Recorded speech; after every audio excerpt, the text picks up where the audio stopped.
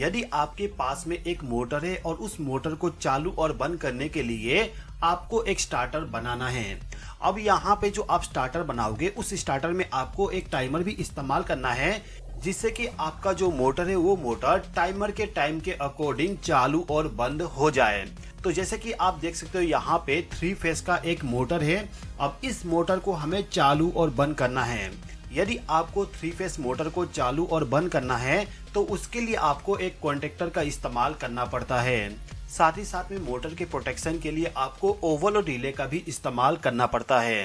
अब यहाँ पे जो हमारा मोटर है, इस मोटर को जो 3 फेस का पावर सप्लाई जाएगा उस पावर सप्लाई को चालू और बंद करने के लिए, यानी कि जो मेन पावर सप्लाई है उसको चालू और बंद करना हो तो उसके लिए हम यहाँ पे एक एमसीबी का इस्तेमाल करते हैं। यहाँ पर मैं 4 पोल वाली एमसीबी इस्तेमाल कर रहा हूँ, जिससे कि जो हमारा 3 फेस का पावर सप्लाई है उस पावर सप्लाई को चालू और बंद तो कर सके, साथ ही साथ में जो न्यूट्रल पावर सप्लाई है उसको भी हम चालू बंद कर सके। तो 3 फेस का पावर सप्लाई और जो न्यूट्रल पावर सप्लाई है उसको लाके मैंने एमसीबी के साथ कनेक्ट कर दिया। अब एमसीबी को चालू करने पे पावर सप्लाई हमें इन चारों टर्मिनल पे मिलेगा।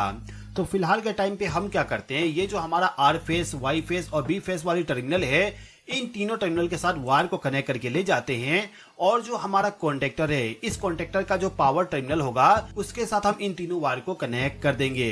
अब इस कॉन्टेक्टर का जो आउटपुट वाला टर्मिनल है उसके साथ हमने ओवरलोड रिले को कनेक्ट कर दिए, यानी कि कॉन्टेक्टर के चालू होने पर यहाँ पे जो पावर सप्लाई अवेलेबल होगा वो पावर सप्लाई अब आपको डायरेक्टली इन तीनों टर्मिनल पे मिलेगा, यानी कि जो T1, T2, T3 टर्मिनल है इस पे पावर सप्लाई आपको डायरेक्टली मिल जाएगा। तो ये जो तीनों टर्मिनल है इनके साथ 3 वायर को कनेक्ट करेंगे और इन तीनों वायर से पावर सप्लाई को ले जाके मोटर को प्रोवाइड कर देंगे।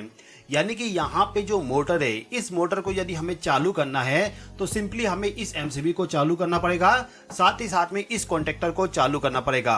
कॉन्टेक्टर और एमसीबी यदि चालू हो जाता है तो मोटर हमारा रन करना स्टार्ट कर देगा।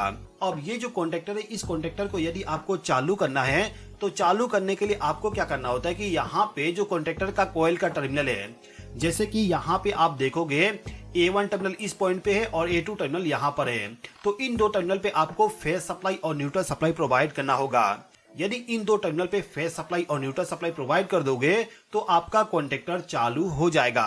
तो इस कॉन्टेक्टर को पावर सप्लाई प्रोवाइड करने के लिए हम यहाँ पे टाइमर इस्तेमाल करेंगे, और जैसे कि आपको मालूम है जो टाइमर होता है उस टाइमर में जो भी हम प्रोग्रामिंग करेंगे उस प्रोग्रामिंग के अकॉर्डिंग ही आउटपुट पावर सप्लाई जनरेट होगा।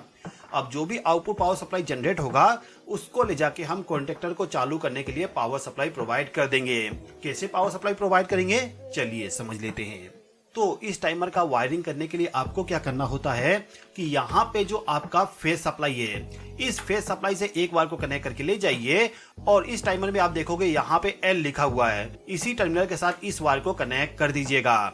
अब इसके बगल में आप देखोगे यहाँ पे N लिखा हुआ है, इस टर्मिनल पे आपको न्यूट्रल पावर सप्लाई प्रोवाइड करना होगा। तो आप क्या करिए, यहाँ पे जो न्यूट्रल सप्लाई वाली टर्मिनल है इस टर्मिनल से एक वायर को कनेक्ट करके ले जाइए और इसको डायरेक्टली ले जाके टाइमर का जो N वाला टर्मिनल है उसके साथ कनेक्ट कर दीजिएगा। तो इस टाइमर को ऑपरेट करने के लिए हमने फेस सप्लाई और न्यूट्रल सप्लाई प्रोवाइड कर दिए। अब यहाँ पे जो टाइमर है, इस टाइमर में आपको 3 और टर्मिनल मिल जाएगा। एक तो होता है आपका कॉमन टर्मिनल, एक एनसी टर्मिनल और एक एनओ टर्मिनल। ये जो टाइमर का पिक्चर है इसमें आपको टर्मिनल शो नहीं हो रहा है, लेकिन यहाँ पे आपको 3 और टर्मिनल मिल जाएगा, जिसमें आपका एक टर्मिनल होता है कॉमन, एक एनसी और एक एनओ। तो आपको यहाँ पे क्या करना होगा, जो आपका फेस सप्लाई वाली वायर है, जैसे कि मैंने यहाँ पे एल वाले टर्मिनल पे फेस सप्लाई कनेक्ट किया हूँ, तो इसी टर्मिनल से एक वायर को कनेक्ट करके कॉमन टर्मिनल पे कनेक्ट कर दूंगा।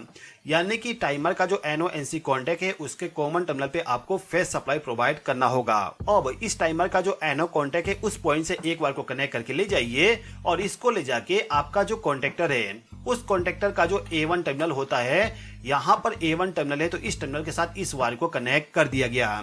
यानी कि इस कॉन्टेक्टर को हमने फेस सप्लाई इस टाइमर के द्वारा प्रोवाइड कर दिए।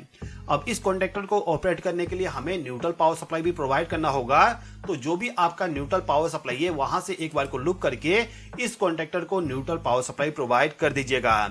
अभी के टाइम पे जो मैंने आपको वायरिंग बताई ये सिंपल वायरिंग है, जिसमें आप टाइमर के द्वारा कॉन्टेक्टर को चालू और बंद कर सकते हो। मैं उम्मीद करता हूं कि आपको पूरा कनेक्शन समझ में आ गया होगा। यदि आपको अभी भी कोई भी डाउट है तो आप कमेंट बॉक्स में कमेंट करके मुझसे पूछ सकते हैं।